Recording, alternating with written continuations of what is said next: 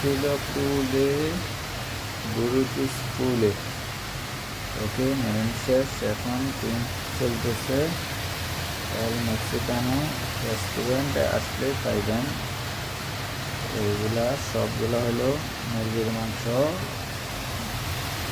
মাংস, পেঁয়াজ, ক্যাপসিকাম এবং মশলা দিয়ে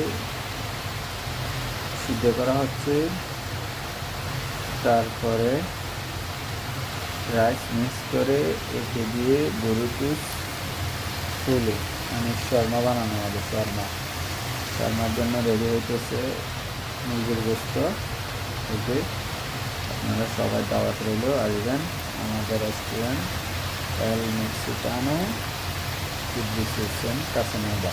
ওকে, আল্লাহ হাফেজ, বাই।